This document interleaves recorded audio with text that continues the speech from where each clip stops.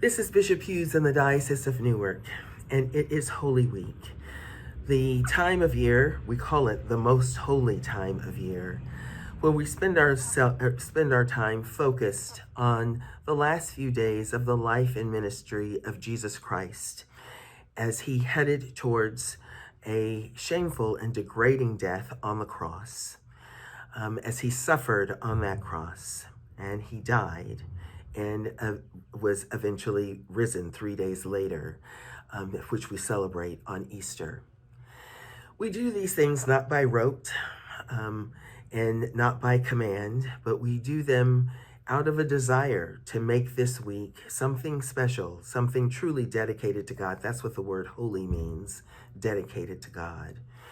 That we take this week and make sure that it is dedicated to God as we prepare for the Easter celebration.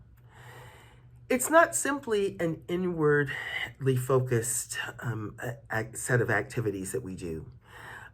Going to worship inside a church that nobody sees us doing, doing spiritual practices, reading scripture, saying prayers, etc., that nobody sees us doing. It's not purely that.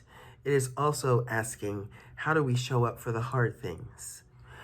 How are we with people?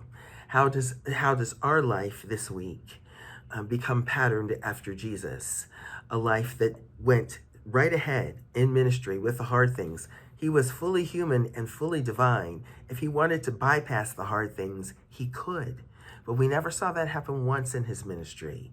He went straight up to the hard things, said a prayer, laid his hand on them, told them, be healed, go away, you have no place here. It did some teaching, but he faced the hard things.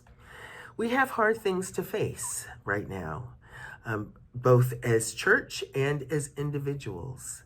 And Holy Week gives us a time and a place to face them.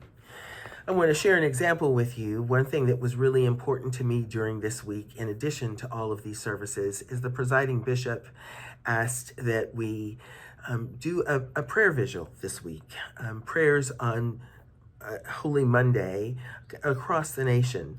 Monday night was not a good night for us to do it, but we did do a prayer on Holy Tuesday. And on Tuesday, a group of us gathered at Delaney Hall for that prayer vigil. Delaney Hall is the detention center for people in some form of immigration status that has them detained. Either they're undocumented or they're in mid-process and for whatever reason they have been detained.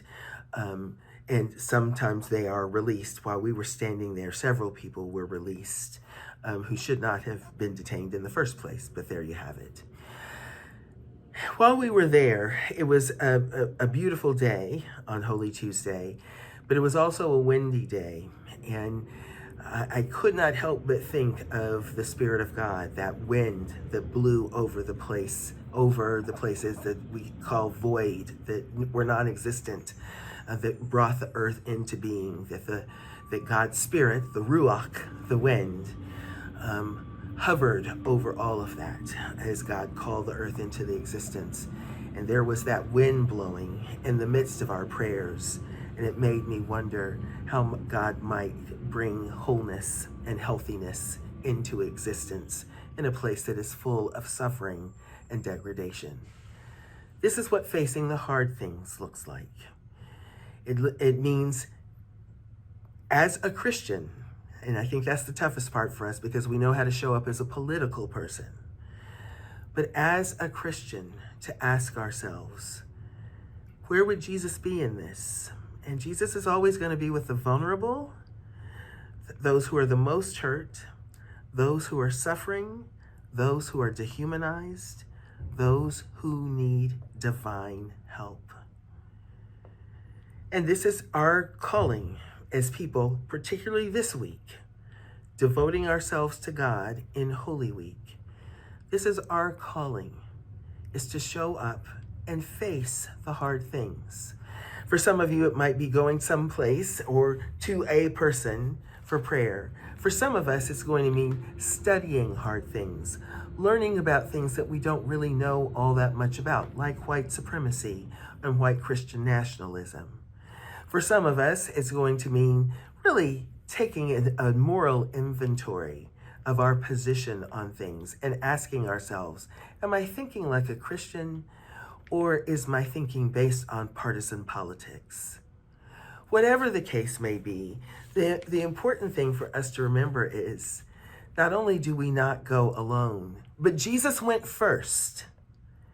Jesus went in the hard thing first, making a way for us and showing us how to do it. And also showing that what comes at the end is always redemption and resurrection. And resurrection is so sweet when we have faced the hard things rather than ignored them or run away from them. May your week be holy indeed.